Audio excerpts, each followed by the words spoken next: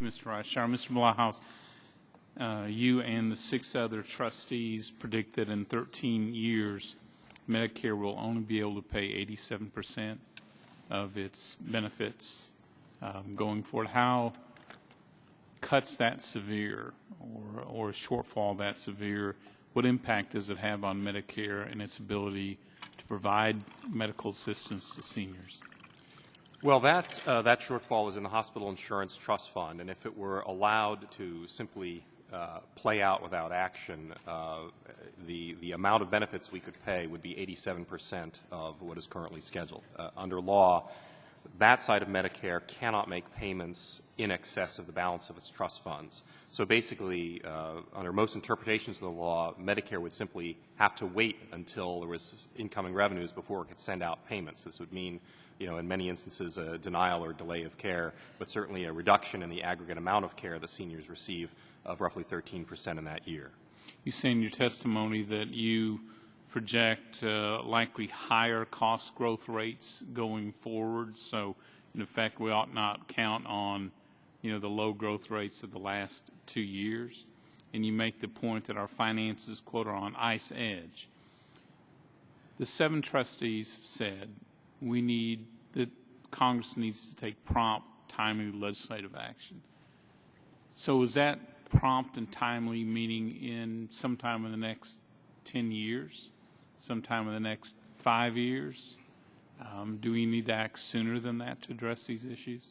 Well, certainly the sooner there is action, I think the more prudent it would be for a number of reasons. One is the sooner you act, the more people you can involve in the solution. You can involve more cohorts of taxpayers. You can have a gentler impact if there's going to be an impact on beneficiaries. You can spread it out over a longer period of time.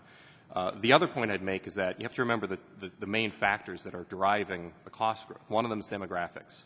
It's hard to just change on a dime with respect to demographics. If we're going to change anything about eligibility ages or eligibility criteria, we're going to want to phase that in. A lot more people coming into the program, higher costs over the long term, continuing to drive the financial problems. That's right. And what's your recommendation to us? How soon should we act to address these issues? I mean, you've been there. You know the issues. You know the challenges.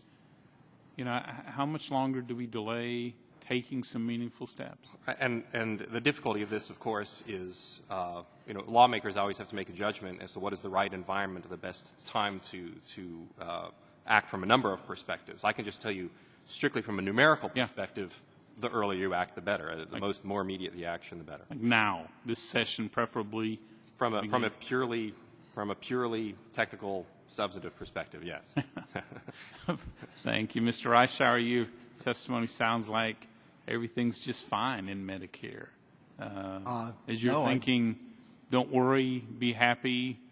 It'll all work out.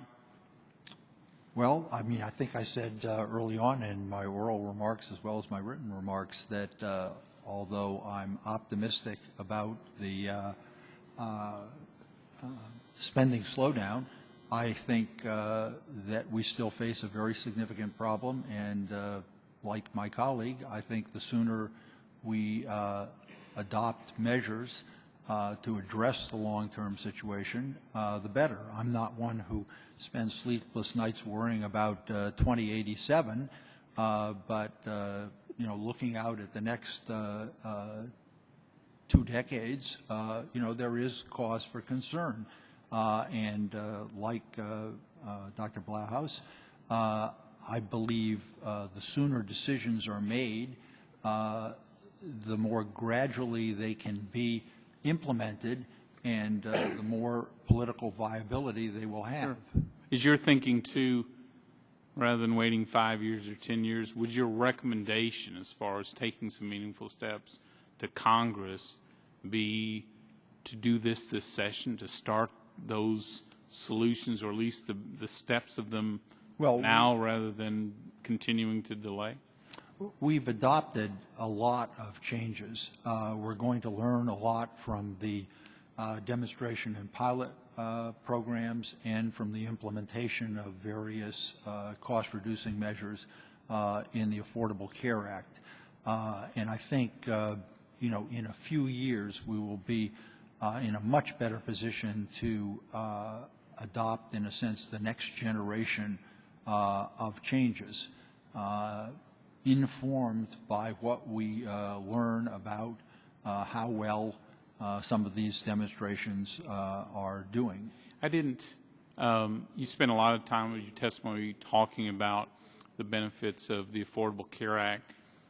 I didn't see that. What section of the trustees' report was that in? It wasn't. I said I was going to stray a bit from the trustees' report because... So it's your personal view, just looking ahead on these issues? Yes, and comes from the belief that the success of the efforts to hold down Medicare costs depends critically on what's happening in the rest of our health economy, that Medicare can't go off. Sure. No, I heard the testimony loud and clear. Final point, is it accurate that the trust fund, Hospital Part A trust fund this year started out only having enough to cover 81% of liabilities? Is that accurate? In your trustees report? The trust fund's assets amounted to 81% of 2013's expected expenditure. So if there were no money coming into the trust fund, that is that statement would expected be to get correct. better or to decline? It's expected to decline gradually over the next 13 years. Okay. Yes. Right. Thank you. Mr. McDermott?